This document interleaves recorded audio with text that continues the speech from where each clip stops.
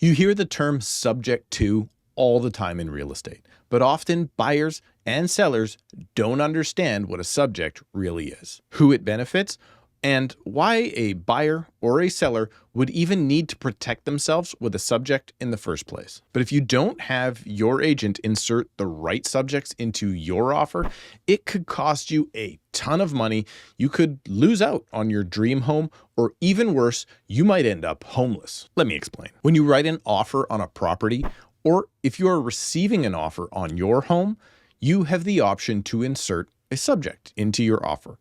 More commonly, in many other parts of the country and the world, these are referred to as conditions. And understanding how conditions work is most often overlooked by both the buyer and the seller, leaving them thinking that maybe the other person on the other end of the transaction is actually trying to screw them over. And more often than not, that is simply just not the case. So in this video, I'm going to tell you what you need to know about inserting subjects into your contract of purchase and sale, otherwise known to you as your offer on a property. But first, if you would like to stay up to date on the market, please subscribe to the channel, click the like button to help me get this video out to other real estate enthusiasts just like yourself, and know that if you are thinking about buying a property in my market of Surrey or anywhere in the lower mainland of British Columbia, you can book a call with me right now by using the link in the description below at a time that works best for you. Now on to the subject of subjects. The first thing I want you to know about your offer is that it's made up of both terms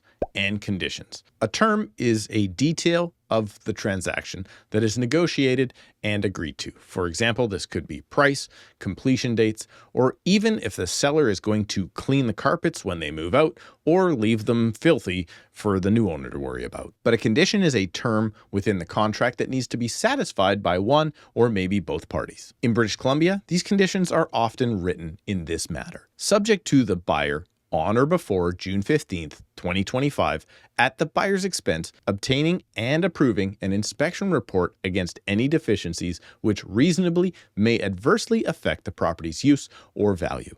This condition is for the sole benefit of the buyer. That is a condition for the buyer to do an inspection. And now you can see how they are often referred to as subjects or subject to. So in essence, a subject is a condition that is written in the contract that is identified as some sort of due diligence or even something that needs to happen before the contract can proceed. For example, most often a buyer of a property will want to satisfy the following subjects before proceeding with any purchase. Financing. The buyer may be pre-approved, but the subject to financing will be required in order to get the bank's final approval on the house and make sure that it is indeed worth what the buyer is willing to pay. Inspection, well, that's the one that I just read out. Pretty self-explanatory. Property disclosure statement, or PDS. This is a form that the seller fills out making certain claims about the property, and the buyer, well, they're going to want to review it and verify that the seller's answers are correct. Title. Any prudent buyer will want to check the title to make sure the owner that they're dealing with is actually who they say they are, but also there could be outstanding charges or easements that have not yet been disclosed to the buyer. Insurance. Any buyer should make sure that the property can be insured prior to proceeding with firming up any offer. And recently, strata properties have had a lot of issues when it comes to their strata corporation's insurance. Again, details that any buyer should be prudent to confirm in advance of committing to a property. And for condos or townhomes, strata documents. 2 years worth of documents that includes things like minutes, bylaws, depreciation reports. Yeah, the buyer's going to want the ability to find out if the building is in good shape or if they can expect future levies or repairs. So those are examples of due diligence, but a condition may also be something that needs to happen. Like if a buyer writes a subject to sale, meaning that they need to sell their home before they can buy the next one.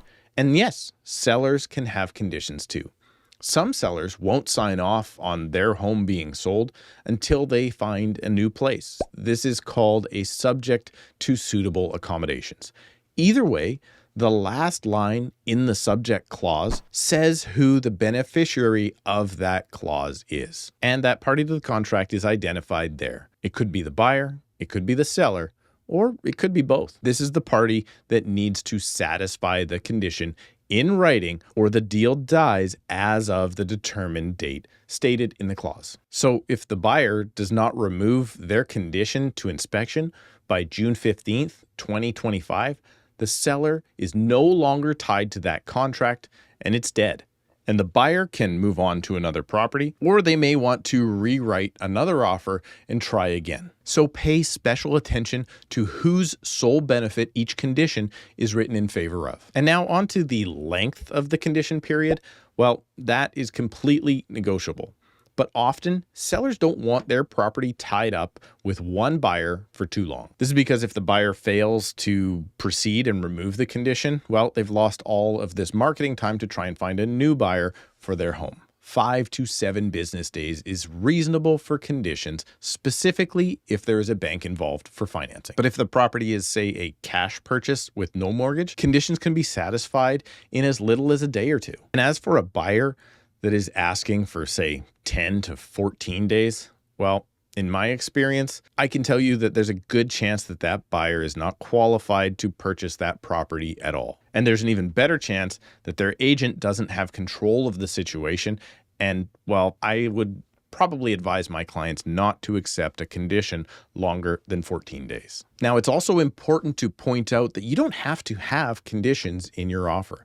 You can write a firm and binding agreement, but if you do, you had better have done your due diligence in advance. This is what we refer to in the business as a subject-free offer. Now, in most places, but not British Columbia, where I am, a subject-free offer is firm and binding as soon as it is accepted by both parties. But now in BC, the buyer has the right under new laws to walk away from any contract at any time within the first 3 business days for any reason at all, under what is now referred to as the buyer's right of rescission, more commonly referred to in the media and other places as the cooling off period. But be careful, buyers, if you exercise your right of rescission, it does come with a fee of 0.25% of the offer price, or $2,500 on $1 million. Now, in today's market, conditions or subjects are quite normal, and how many you have is less important than it was before.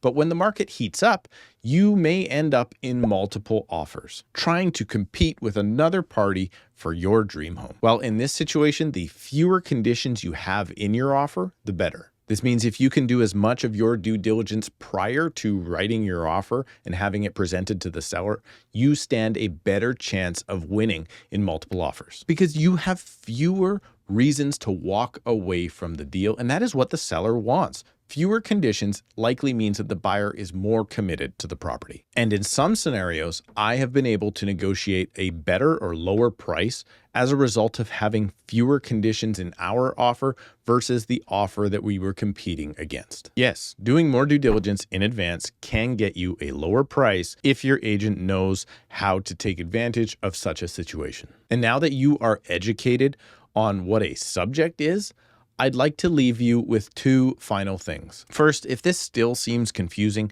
and you think you need some help from a realtor like myself, you can book a call with me right now using the link in the description below. And second, if you're looking to buy a condo or a townhouse in Greater Vancouver, you are going to want to watch this video right now to discover the 7 things you need to know before purchasing a strata property anywhere in the province of BC.